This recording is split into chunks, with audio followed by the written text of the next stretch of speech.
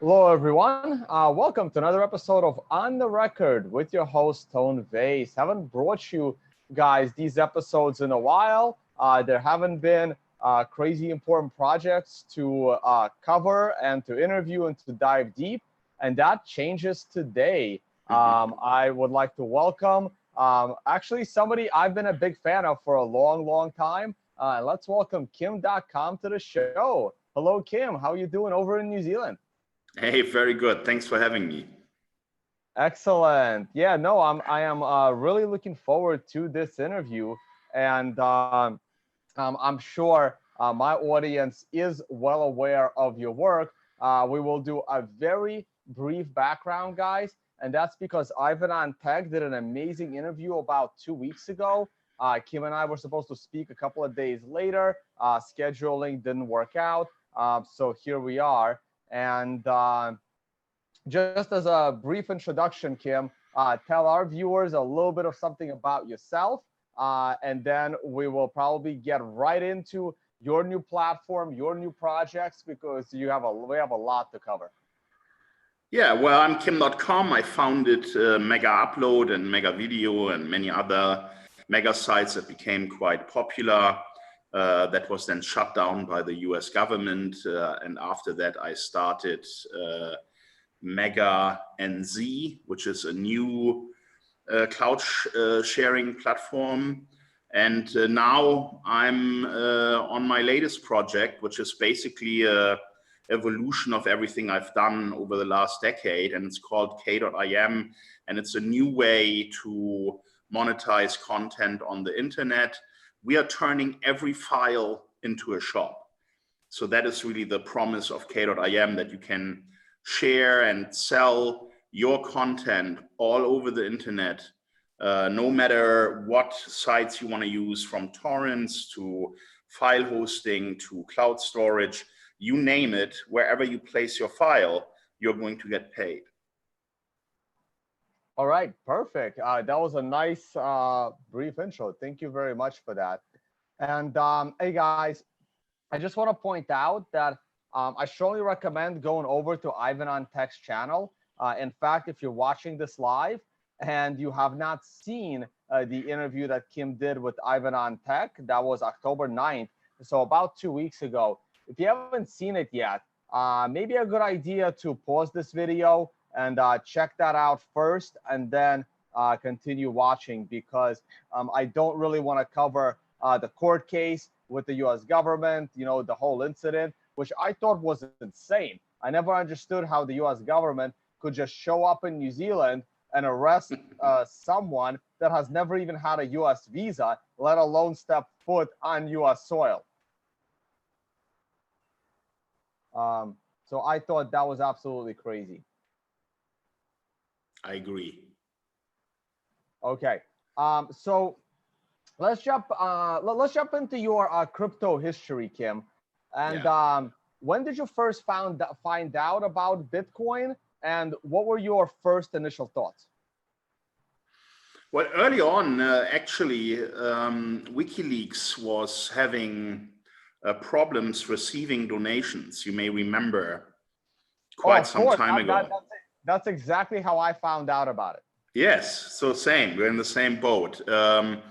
And I mean, I did hear about it earlier. I did read about it in the tech circles. It was already quite known. But I found it intriguing that WikiLeaks used this new method to circumvent basically the sanctions of the US government, and the payment blockade of all the banks and the credit card companies. And yeah, so I found out about that. It would have been either like late December 2010 or early January 2011, when the rumors started. Now, they didn't actually start accepting Bitcoin payments until around June, July of 2011, when Silk Road was already up and running. Silk Road started functioning around February of 2011. Now, for me personally, that didn't make me run out and buy Bitcoin. I wish it did. Would have been a very rich man today. So I didn't buy into Bitcoin until the 2013 Cyprus money confiscation. Do you remember that one? Yeah, I remember. So when was it that you actually acquired your first Satoshi, Kim? Well, I never really got involved myself. I was always just, looking at it from the outside. We did experiment accepting Bitcoin on Mega Upload before it was shut down, and then also on Mega.nz when we launched it. So all Bitcoin that was ever earned was earned by the company, not by me personally. I never really held any crypto myself. Oh, okay. Do you hold any now? No. Oh, you still don't? Yeah. So you've never actually held your own Bitcoin? That's right. Oh, that is very, very interesting. All right. Let's move on with your crypto history. Before we dive into your latest project, you have attempted several other projects in this space. Can you tell us a little bit about those? What happened to them and what brought you to doing the current project? Well, I always felt that Mega Upload and Mega.nz, their biggest weakness was that those sites are hosting the files that users are uploading. And it kind of limits where the users can get their content to those sites, right? So you become kind of a gatekeeper. You limit the scope of the internet. So with K.im, we are unlocking that. You can now host your content on any site and still monetize it. And the way I arrived there is, of course, also because of the legal battles that I'm fighting, and I was looking for new innovative ways to solve these problems. And why shouldn't the entire internet be available to anyone who wants to sell their content, right?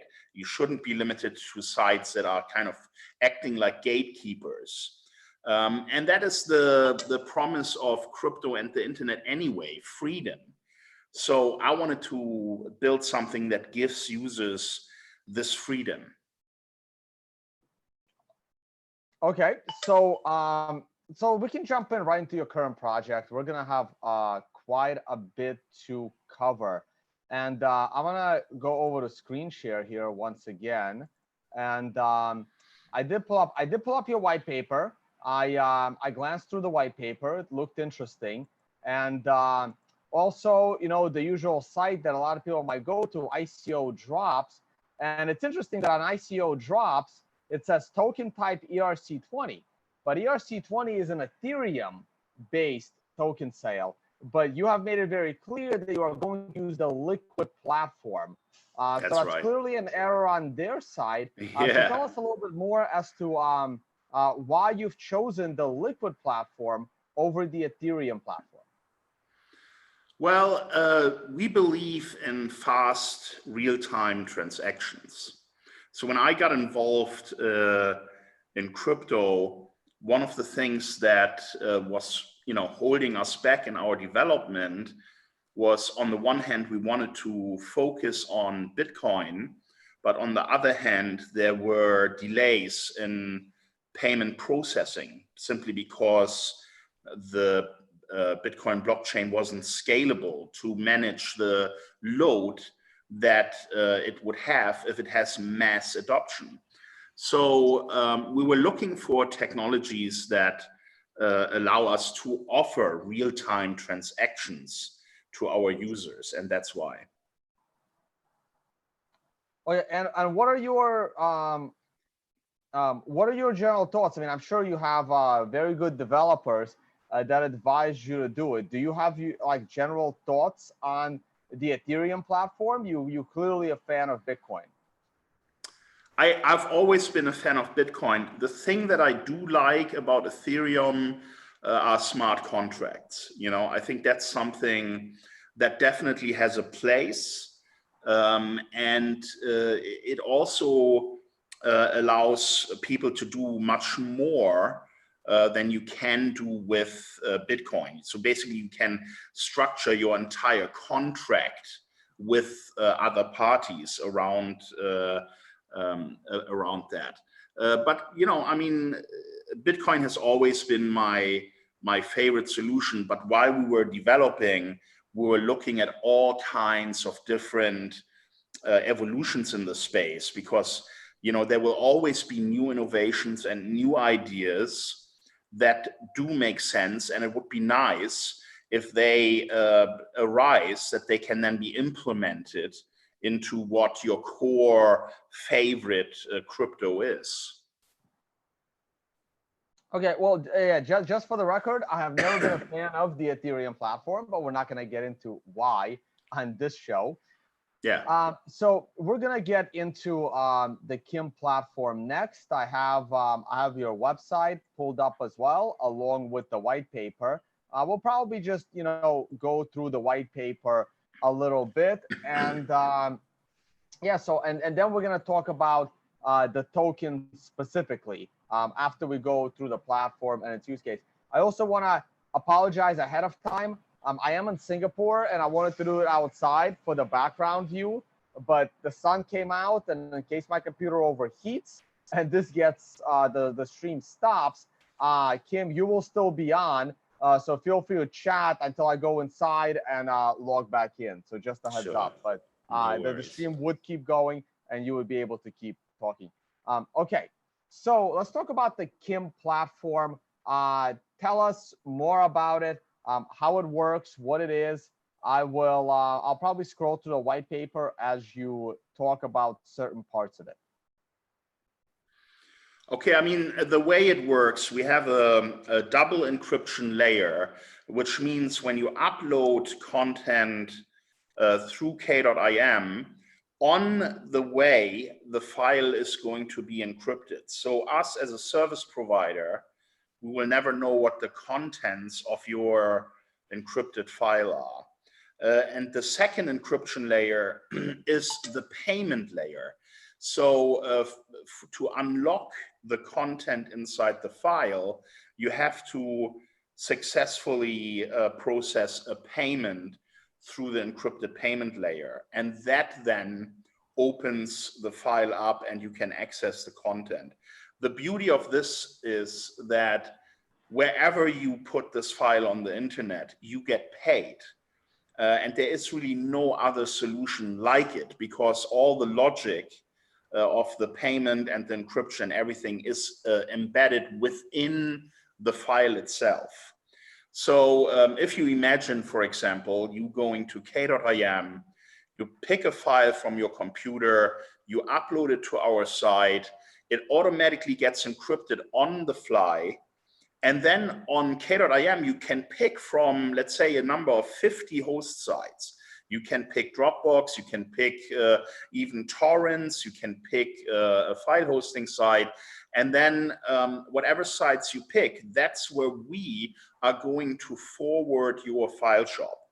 And then you get a number of links to your file shops wherever they are hosted. You select that on our site and we provide you with the links.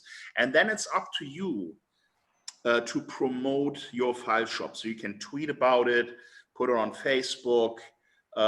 There will be, I believe, an ecosystem of third-party websites that will cater to people that are looking for file shops. So there will be, large websites that have indexes of the content.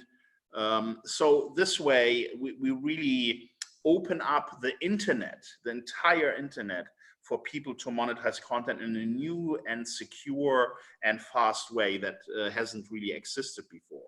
So we're trying to reinvent e-commerce.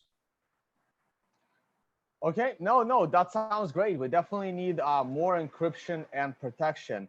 But when it comes to the files, I mean, you have lots of experience with file sharing, whether it was free, like with Mega Uploads, or now the consumer pays for it to the content provider. But aren't there concerns that the similar incident like Mega Uploads can happen again? Because the files that the consumer could be paying for could be copyrighted, like what happened with Mega Uploads. Yes. Now, we are copyright neutral, right? What we provide is a technology. There will always be people on the internet that infringe on copyright, no question about it. And when you go to YouTube today or Dropbox or any of these big sites, they all have tons of infringements online right now. What we are focusing on is providing a technology that preferably allows content creators to sell their creations on whatever platform they choose, and for them to know for sure that they are getting paid no matter where the files are hosted, and most importantly, that they are independent of any gatekeepers or monopolies that are charging ridiculous fees or kind of telling them what they can and what they can't do. And so this is the freedom element of the whole product. But when it comes to copyright, we are a neutral technology. So unlike Mega Uploads, your servers will not be storing any of the data itself, just the encryption to that data. All we do is provide a service that creates the file shop for you. We are not providing any hosting for your file shop to users, but there will be a vast array of websites that you can select on our side to forward your file shop to. So we are staying out of the hosting side of things. We provide the technology that allows you to make this file shop.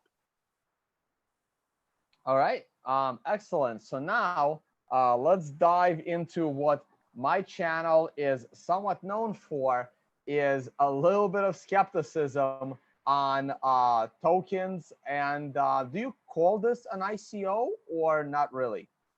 Not really.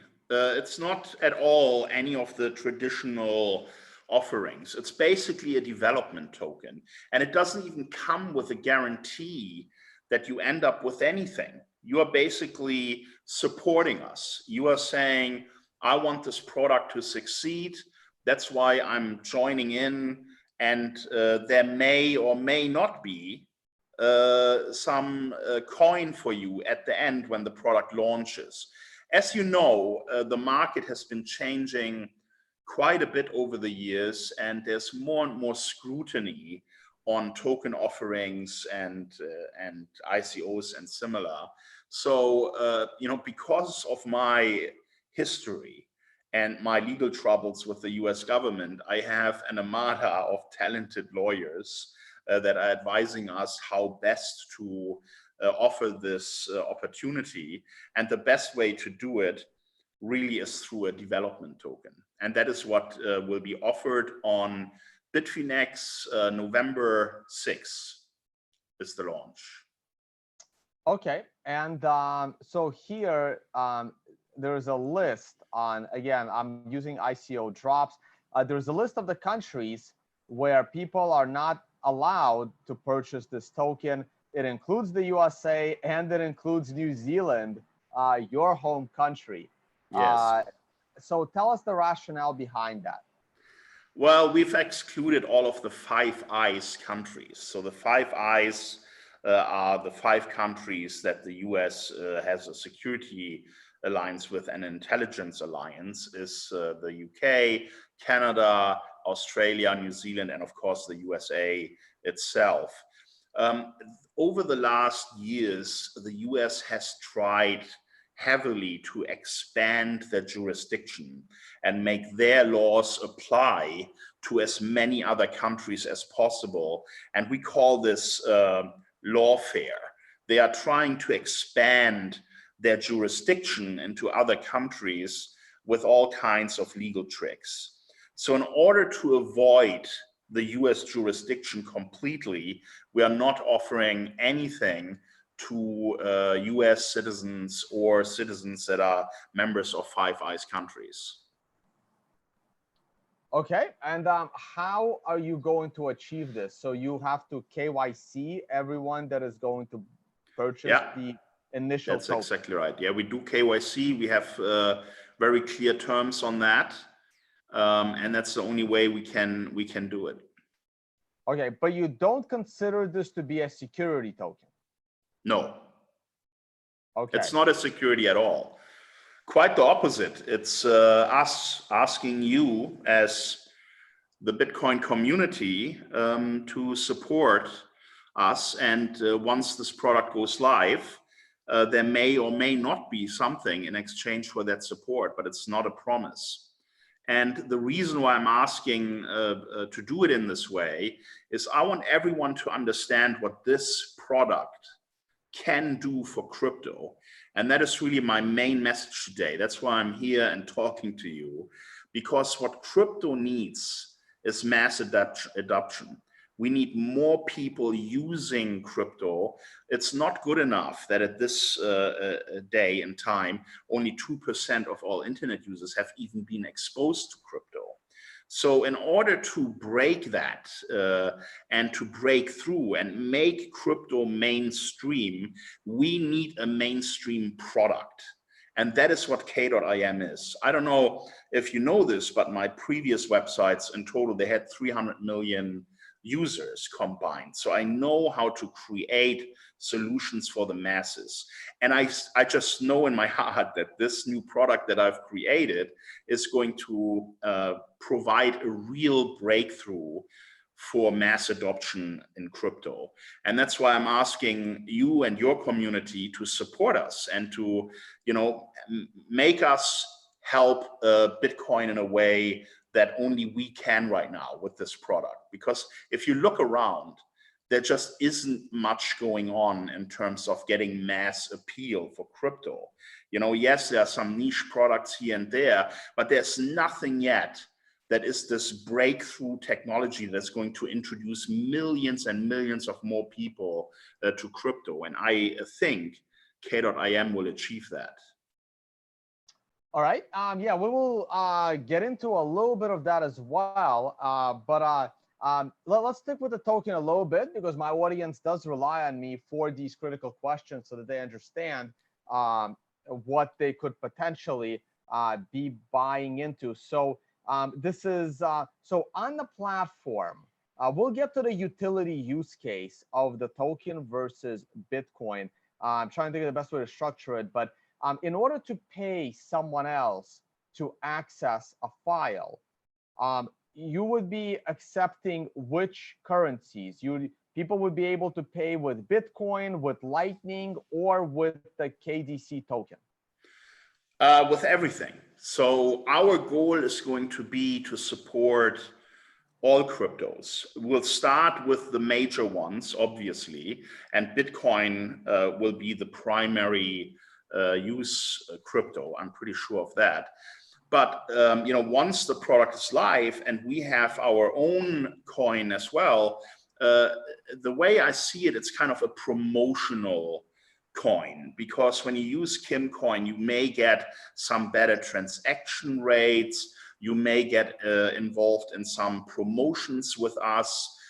It's basically an added benefit to other cryptos. And also what's quite important, and that is the main reason really why we have our own coin, is because we can then use it to give some away to people who want to experience the product. We can't just give away Bitcoin, that would be too expensive. But if we give away our own coin to allow people to experience the product and pay people, and people still get paid in Bitcoin, even if you transact in KimCoin, that is a nice way for us to introduce this product to the masses while content creators still get paid. And quite frankly, this is a business. So we're trying to create value for our investors and shareholders. And the best way to do that is to have some type of token that is going to add value to the company. Okay. No, so we are going to dive a little bit deeper into this, because this has been one of my concerns, to be honest with you, in the crypto space. But you are pegging this to a US dollar amount for the initial sale. And my other question is, are you anticipating the KDC token to be freely traded on these, unregulated crypto exchanges where the KDC token gets a price discovery mechanism based on supply and demand, similar to a stock or gold or Bitcoin or Ethereum token. It has its own supply and demand being traded, so that the token itself does have a speculative value, or will the token always be fixed to something like an airline mile? Well, let me be clear. The reason why I picked this model is because I did not want to launch any kind of token that can be traded until the launch of the platform itself. I do not believe in the traditional way of ICOs, where you basically speculate on a token that isn't even live, that doesn't even transact anything. So I wanted to make sure, and that was my brief to Bitfinex and why we chose to work with them, is to say we're not launching anything that can be used to transact on K.IM until the product itself is live and there's real utilization, so real worth is being created and not just a hype or a story or a pump and dump. I'm not into any of those things. So for me, it was important that we have the product live first before the token goes live. Oh, no, yeah, absolutely. That is absolutely true. I'm with you there. Those projects that do what you just described, that is a whole giant level of scamminess that obviously I am expecting this token to go live only once the platform is launched. But the token is being sold prior to the platform being launched, correct? Well, of course, the issue that we have as a company and to provide this service is we need to do a proper launch. We still need to invest into more infrastructure, servers to manage the load that we expect once this product goes live. So the best way for us to raise the money that we need to get there is through this development token that Bitfinex has developed in cooperation with our legal team. So we need to be very careful here. This is not a security. We're not even offering you any guarantee that you get any other tokens or coins if you buy into the development token. But once the site goes live, those people who have supported us are highly likely to get something in exchange. And that something will be Kimcoin, it will be benefits on the side, it will be all kinds of support in exchange for helping us making this a reality.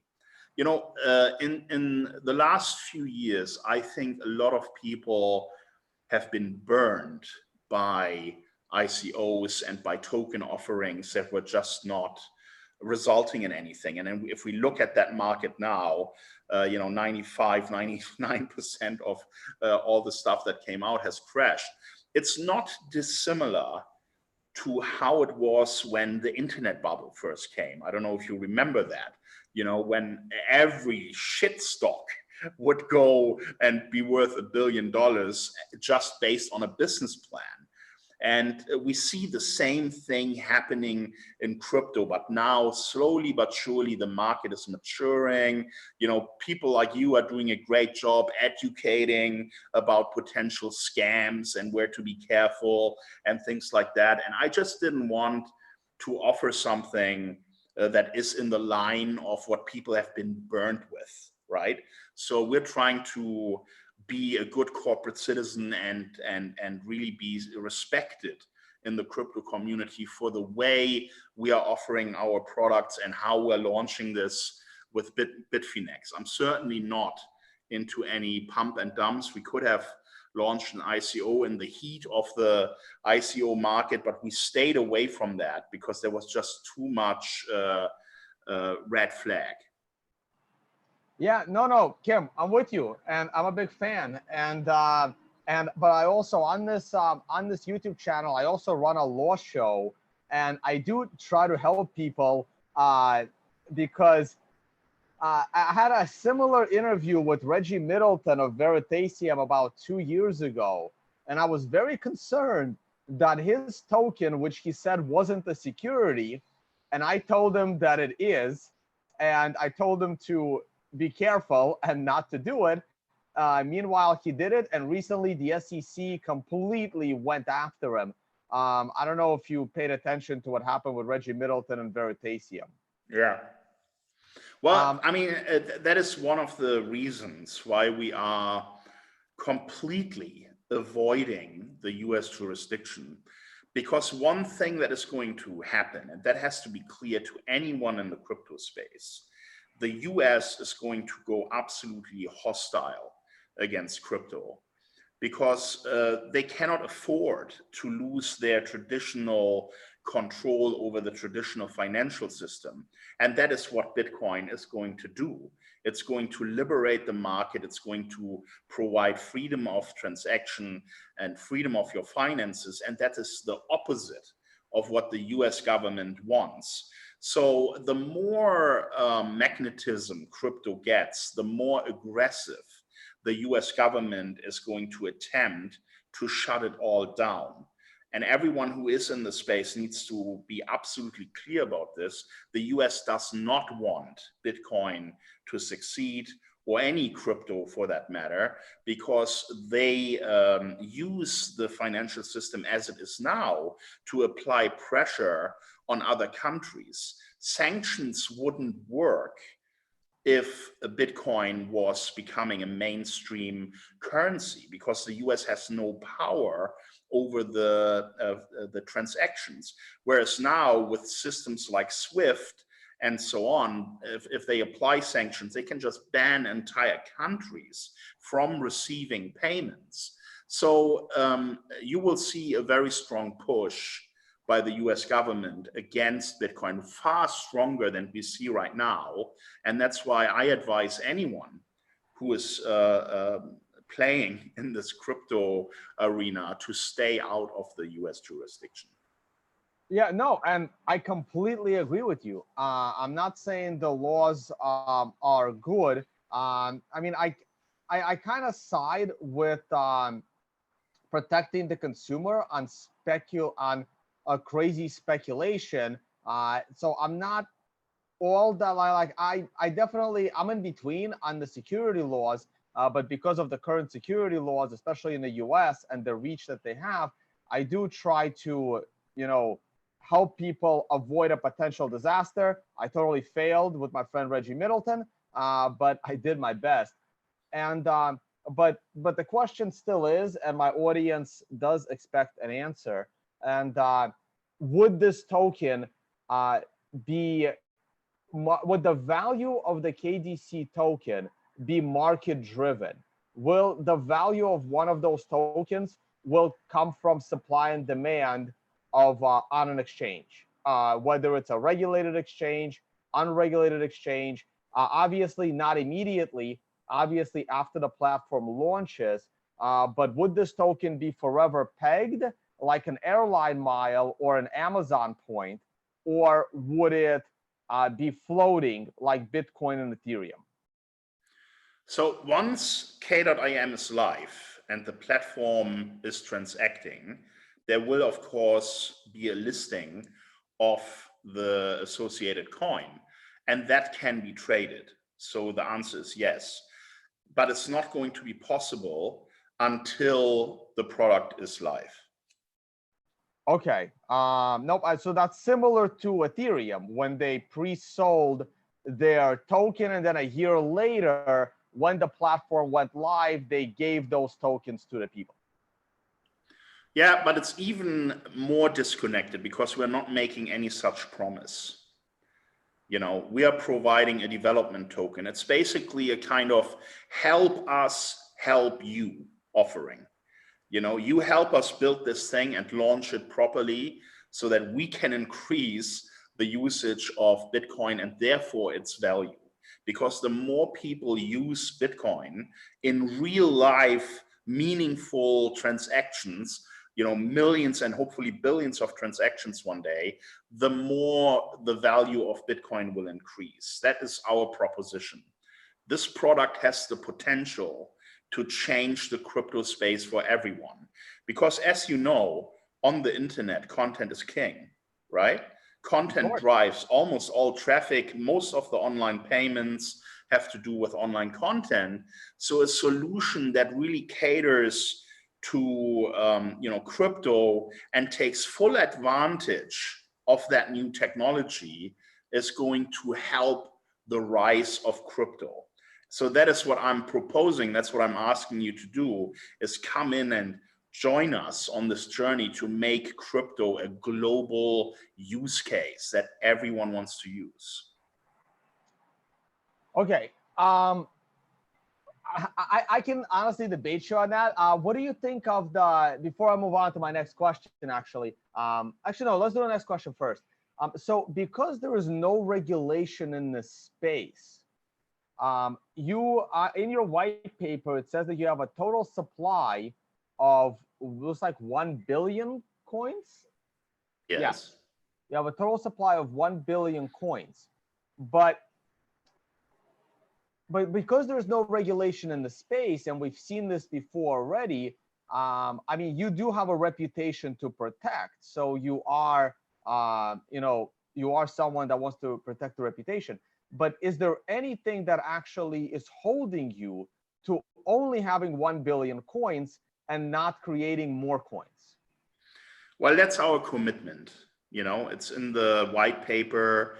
It is in our crypto plans that we've published. So there's really no way that we're going to go around that and suddenly issue more. The other thing is, like you said, you know, there's a credibility question. You know, I am certainly not someone who's going to go out there and make these announcements and then not do it. Like, it would be an absolute shame if there would be more Kimcoin in the market later. So that's not going to happen. The other thing that I think is quite important for everyone to understand is, you know, I have a history of building large-scale, successful web projects. And I have been using all this knowledge and everything that I know and have learned over the last decade to create this product. And for me, it's primarily, the primary goal for me is really the freedom element of crypto, the promise of crypto, freedom of speech, freedom to transact, you know, all these things that come with the blockchain and crypto is what my main goal is that I want to achieve with this product.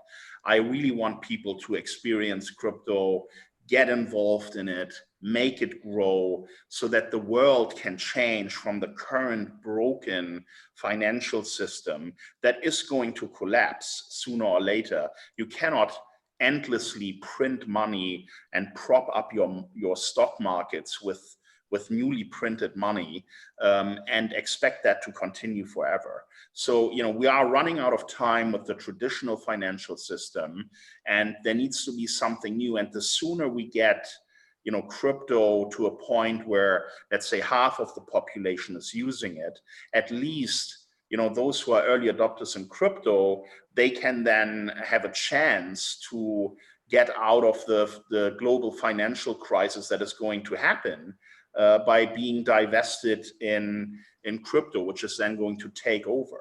You know, this is going to be the invisible hand of society, is going to make crypto a success when the traditional markets collapse simply because of these ridiculous Ponzi schemes that countries are running, where they print money, trillions of dollars, they give them interest-free to the major banks of their country, and then those banks are pumping that money into the stock markets, and they are calling it economic growth and economic success, but it's really just fake, you know? And with crypto, we have a chance to basically save everyone from the disaster that is going to come.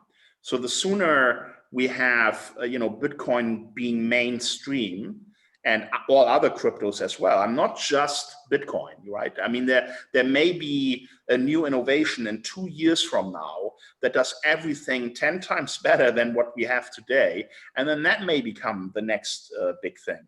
I don't know, you don't know, but we need to have the platforms ready that can link into those new innovations and get more and more people on board to be involved in crypto. That's really my goal.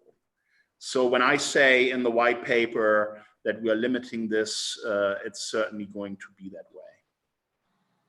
Okay, and I am looking at your roadmap, which we will talk about in 1 second. But I do want to talk about the token a little bit more. Again, this is what this channel mostly covers. Are you familiar with Steemit and their platform? I heard about it, but I'm not familiar with it. Okay, now then never mind, because I was a big critic of the Steemit platform when it came out. But if you're not very familiar with it, we don't need to really get into it. Okay, so let's talk about your roadmap here. So you're generating the token sale now, and you were able to do the following with an initial $850,000 crowdfunding campaign. Can you tell us a little bit about that took place in 2016? I remember covering it on our news show, but that's now been about 3 years. And if you can refresh our memory, that would be great. Yeah, well, software doesn't write itself. So, until we have AI to write software for us, it still takes a lot of time. We did launch the initial crowdfunding on Bank to the Future with Simon Dixon, who is also personally invested and also through his investment fund. The initial raise was 850,000 euro, but since then we've raised a total of, I believe now, close to 5 million, raising after this initial crowdfunding from other private investors and so on. So what we're looking at raising now, this money has taken us to where we are to create the product. The back end is built. It's all done. What we need to do now is to prepare the global infrastructure, prepare for a massive launch, and that is going to cost money. We are also looking at a reverse listing of the company. So we're looking at buying a listed shell somewhere, because I'm a more traditional businessman. Yes, I believe in the future of crypto, but I also believe in the benefits of how traditional business is structured. So we also want to be able to offer investors an opportunity to buy into the equity itself, buy into the company itself. And we're going to do that through a traditional type of listing, probably not an IPO, but a reverse listing where we can merge with an already existing company and get listed through that way. So this initial crowdfunding came through Bank to the Future in 2016. That's right. And what was I believe by then, Bank to the Future already changed their model for a $1,000 minimum investment, right? Because they started out with $10 and Simon realized how bad that was. And I believe he raised it to 1,000. But were non-accredited investors able to invest in that?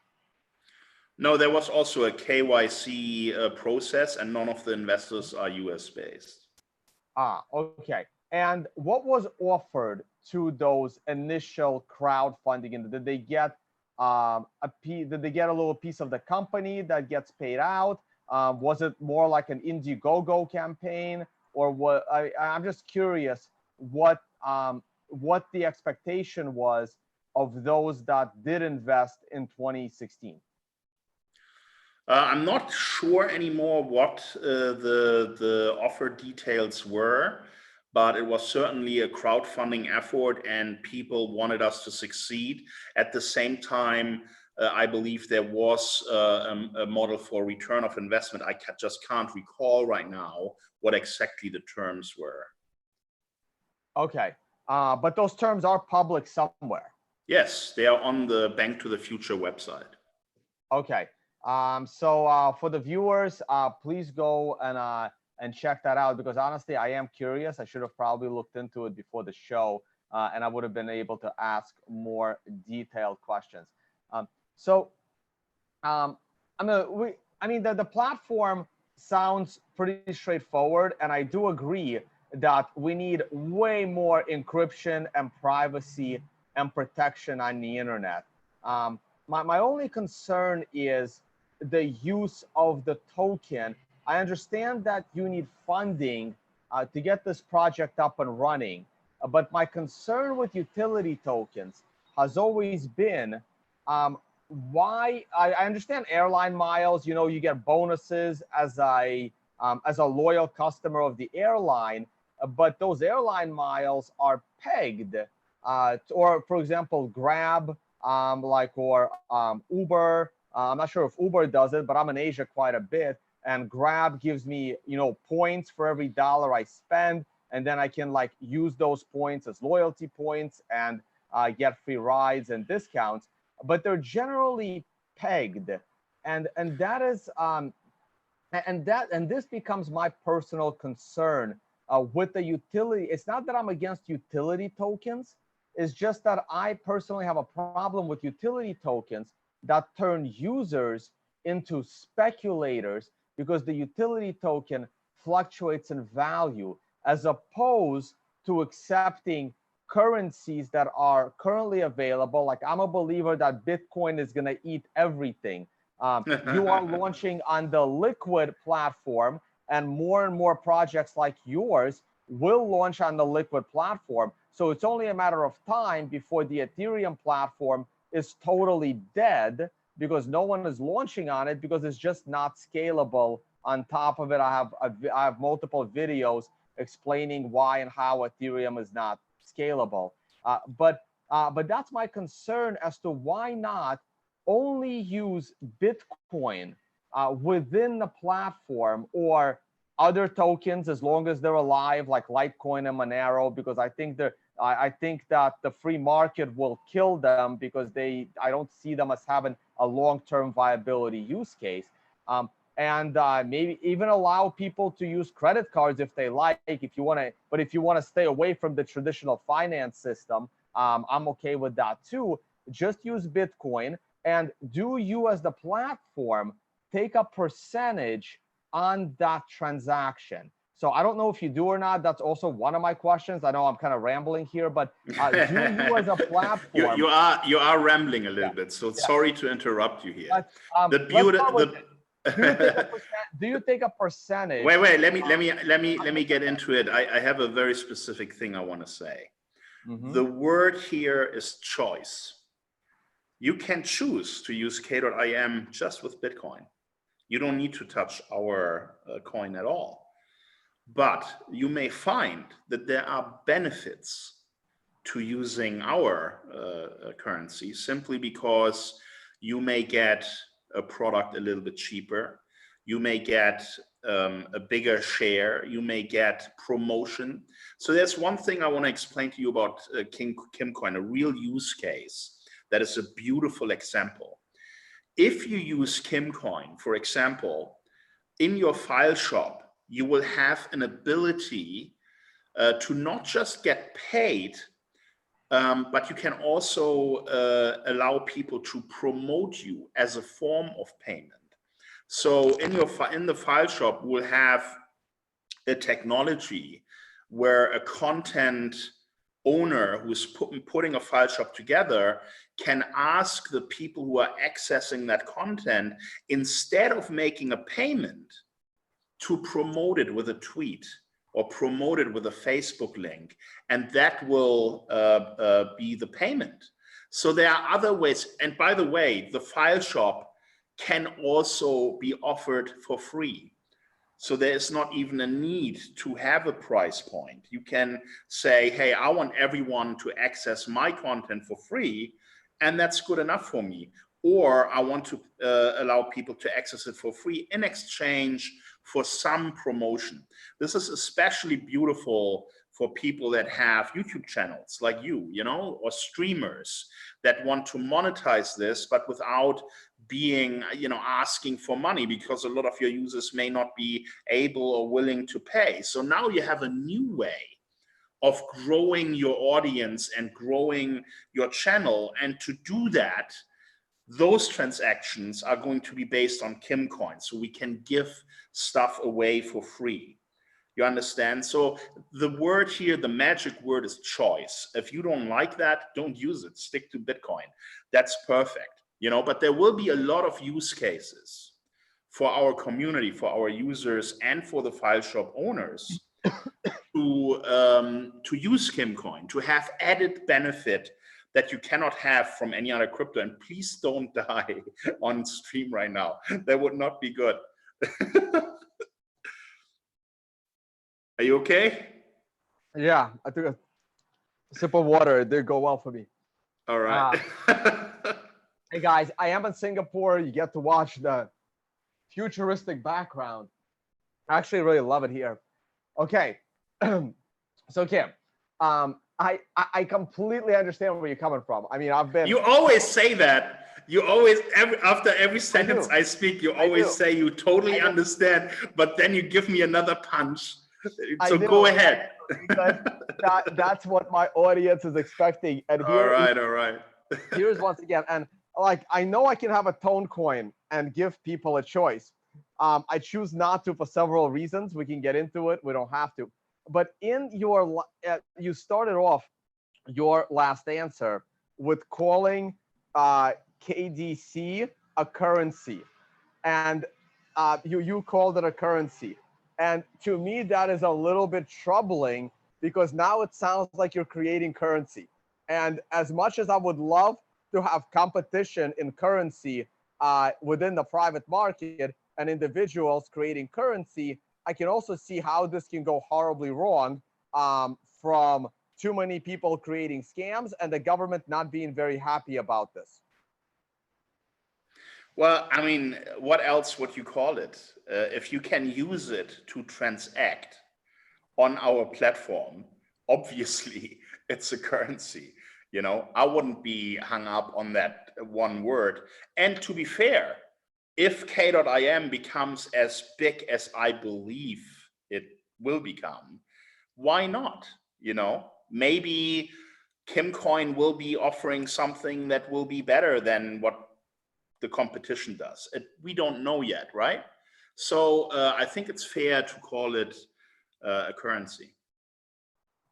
Okay, so going back to that other question, when someone transacts, whether it's in Bitcoin, Lightning, any other crypto, maybe you'll allow fiat transaction, you probably won't, or KDC token.